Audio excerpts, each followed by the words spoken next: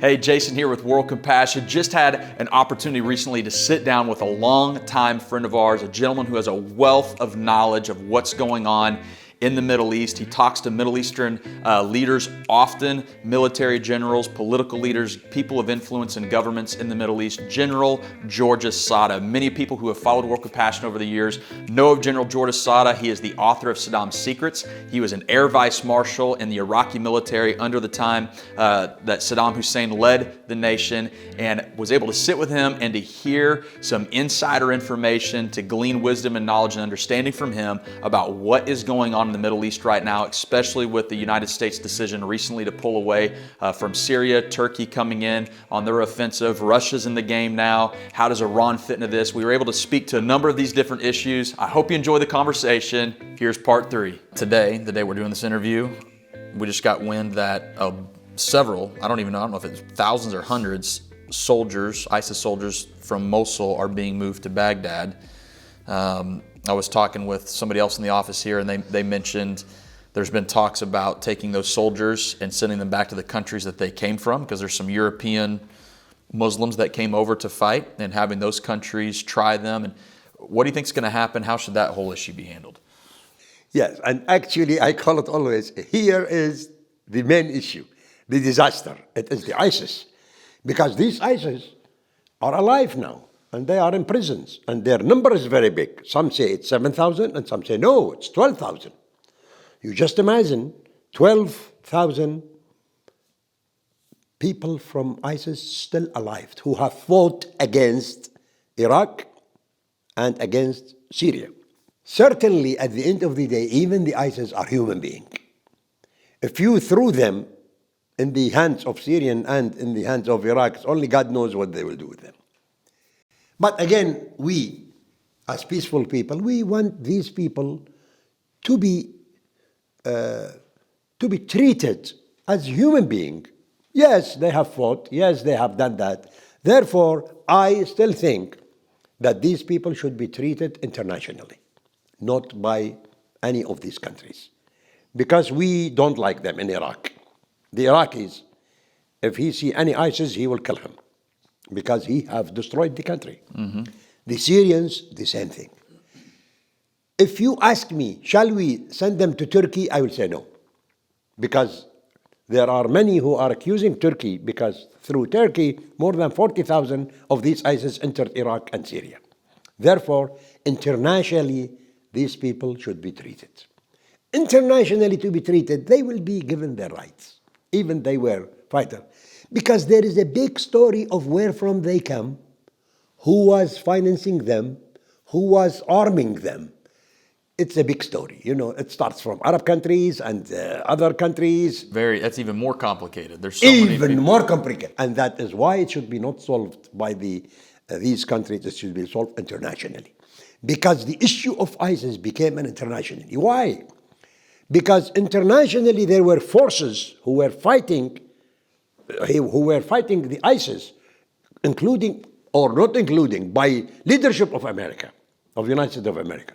There were French, there were other countries there fighting the ISIS. Therefore, how to solve the issue of the ISIS who are alive, it should be again international. International community. Yes, because that will be fair. And I'm sure at that time, they will be treated according to the law, international law. So, the issue of ISIS is entirely another issue, and it is a tough one, but definitely they should not be released free.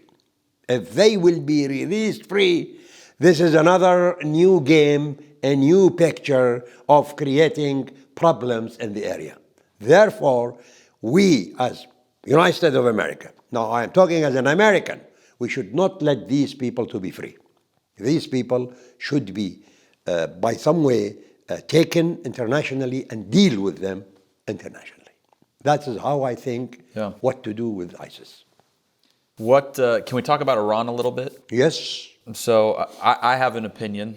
It feels like, and because a couple years ago you were aware that we were held at gunpoint for about an hour from an Iranian militia group right after ISIS was taken out in the Mosul area. We were coming down and looking at a couple of areas that we were going to provide help in. and we even had a Kurdish government escort, and we were taken over by a militia group from Iran. And so we saw firsthand the influence that Iran now has in Iraq. And that was 2 years ago now. Yes. In my opinion, it really feels like, and maybe you can tell me if I'm right or wrong, it feels like Iraq really is just an extension of Iran. It basically is a province of the country of Iran because of how influential they are in Iraq now. Is that accurate? Is that a fair statement? Yes, and I will add a bit.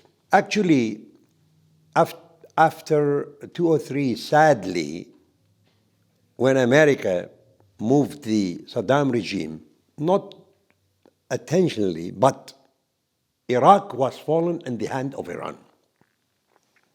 And Iran are very expert of how to be influenced in the areas, starting from Iraq, Syria, Lebanon, and Yemen. They managed to build something there to reinforce their positions in these countries. And let us now talk about Iraq. You know, in Iraq, there are more than 67 militias, officially militias. In the law of Iraq, we should not have militias. But they have given them a name. They are under the commander-in-chief of Iraq, as if they are legally. So they've kind of officialized them. Officialized them. Thank you very much. That is the right word. But frankly speaking, I know 100% some of these militias, they don't obey and they don't go to the orders of the Iraqi commander-in-chief, which is the prime minister. But they go direct under the Iranian leaders or commanders, whatever you call them. And these people have announced it. It's not a secret. I am not saying a secret now. Yeah. They have announced that our commander-in-chief is in Iran, and we will do everything to death, whatever orders come from Iran. This is what... So they're advancing the interest of Iran, yes, even all the way over into Israel. Yes, all the way in the Middle East. Why? Because, you see, there is a Shia plan. They call it, in Arabic, they call it Al-Hilal al-Shi'i. It means the Shia crescent, which it starts from Syria, Lebanon, finishes in Iraq, and goes to Iran. So that crescent, that is the aim of Iranian to create in the area. Because of their religious beliefs. It's, yeah. That's Shia. Yeah. That, by the way, that's Shia.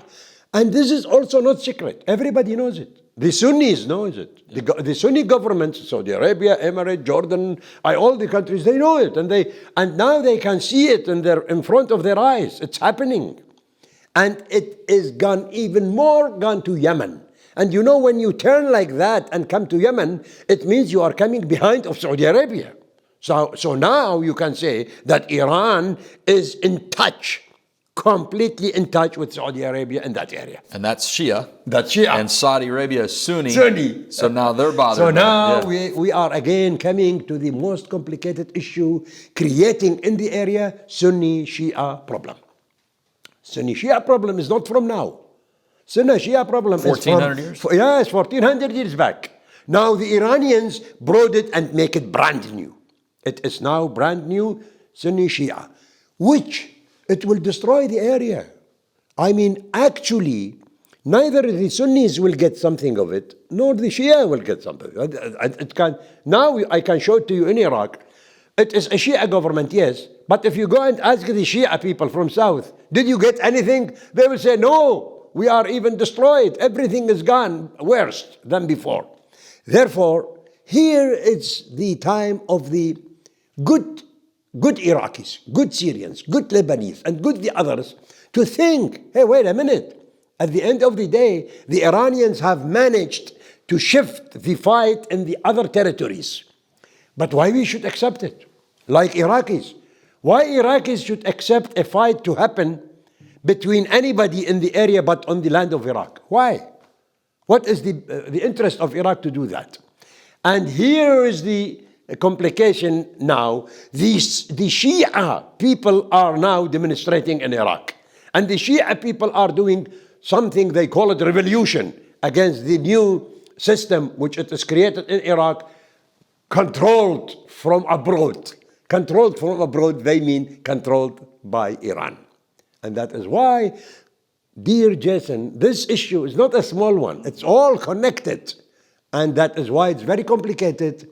And I think it's the time that internationally to put more pressure and to create a tool or, let me say, a system to make peace in the area. If not, no peace will be in the area. Do you think that should be governments, or do you think that should be an independent agency? I think government, it will not be successful. Because everybody has interest. They've Yes, got oil everybody interest, they've will. got economic interest. Everybody will try to make it how it will work with Benefit them. And some of the governments, they have lost their control in the country. Some of them, like Iraq, they should do only what Iran says. Yeah. And Iran agrees. If not, they will not accept it. That is why I say World Compassion, United Nations, and other people should do this, but officially. I mean, not, even United Nations alone by itself, not supported by Russia, by America, by other countries, by Turkey, by Iran, they will not do anything. It's complicated. I think about often when we talk about this issue, and even the Sunni and Shia issue, I go back to the story of Isaac and Ishmael in the Bible. And when Hagar is sitting at the well, the angel appears to her. And I believe that story is an example of a promise given to Sarah and Abraham, and they took that promise from God into their own hands. Yes. And they try to make it happen their own way, but not God's way. Yes. And, Abraham and Hagar get together, but the angel appears to Hagar and he says, "You're with a child," and he's going to bless that child. And I believe the Muslim people have been blessed because Muslim people believe they're descendants of Ishmael. Yes. Correct? Yes, they believe But 100%. he And they says- are actually. Yeah, but he says something interesting. He said, "He will be a wild man, and it will be his hand against every man's hand." And I think that, to me, solidifies and as a prophetic word in the Old Testament It's happening now in the that ground. we are seeing happen right now. Yes. So, and I don't know if we can really answer this, but because of that, I mean, to me, that's an authority. The Bible's an authority in my life, and what we believe at World Compassion. Is there truly ever going to become a solution in the Middle East? Can peace ever really be accomplished outside of Jesus? And do you think that'll even happen in the earth If until you will Jesus ask comes me, back? if you will ask me, what is the solution? Proudly I will say, and loudly I will say, that the solution is Jesus Christ. And if you tell me how, I will tell you to create peace, because He is the Prince of Peace. And when we are talking about peace, that means that the solution is Jesus. All other solutions, I can declare now, they will fail. I think about Scripture again too. It says, Colossians 3:14 says, "Love is the bond of perfection." It's what binds people together perfectly. But love does not parade itself. It's not ever focused on its self-interest, and it always costs something. Love always costs. Until humanity, until Christians, until we in our marriages, at whatever level of life that we are in, until we put that on, the Bible says we have to put on love. I don't know if I see it happening, and that's why I think the core mission... And I totally agree with you. And because Jesus is love, God is love, therefore only love will solve this issue. And sadly, I say that in the area there is no love. There is a lot of revenge, which is against love. And there is a lot of hatred, which is against love. And there is a lot of killing, and there is a lot of revenge. And because that's a root of selfishness. Yes. Everybody wants their self. Yes. Yeah, you just imagine, instead of love, these four things, revenge and killing and hatred and all this, we are trying to solve it through governments. It will not be solved. I remember one time you told me, you were helping me learn about Islam. And you said, we talked about the 5 pillars of Islam. Yeah. And you said, what the difference is Christianity has one. Yes. And that pillar... The pillar is love. God is love. Yeah. Others have got many. Well, congratulations. Let them use each one. But let us come to the result. We want a result now. In this area, most of the people who are in the area are Muslims. Yeah. Syria, Turkey, Iran, and everybody, and Iraq. There are little Christians. So peace there isn't going to happen until the church fulfills its mission of reaching people with the love of Jesus. So whether it's through World Compassion or any other ministry Yes. that's working over there, Yes. as the body of Christ, Yes. we have to stay on mission. I'm concerned that people are disenfranchised with the Middle East. They're disenfranchised of giving to things in the Middle East. They're worn out in giving relief. And I do it. We do it. I lead an organization that has to raise money to do these projects. Yes. And sometimes I feel like it's overwhelming, and is it worth it?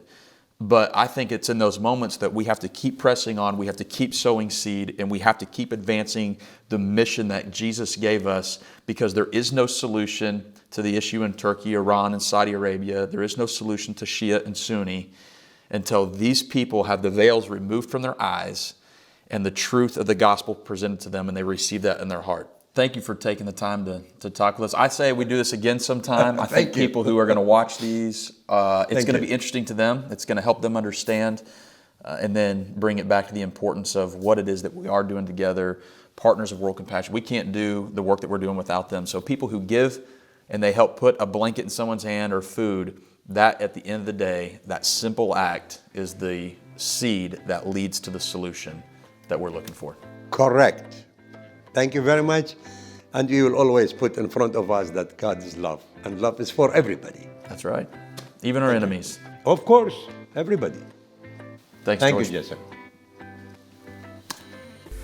Hey, I hope you're enjoying these conversations with General Sada. It really is a great opportunity for us to gain a little bit better understanding of what's going on in the Middle East. But we also want to invite you to be a part of the solution. As overwhelming as it seems in the Middle East sometimes, we really do believe that Jesus is the answer. And you can participate. A simple gift, a gift of $20, $25, $50, or whatever you can give to help provide a blanket to somebody, a heater to somebody, to help a young lady who has been displaced from her city and her home to learn how to sew.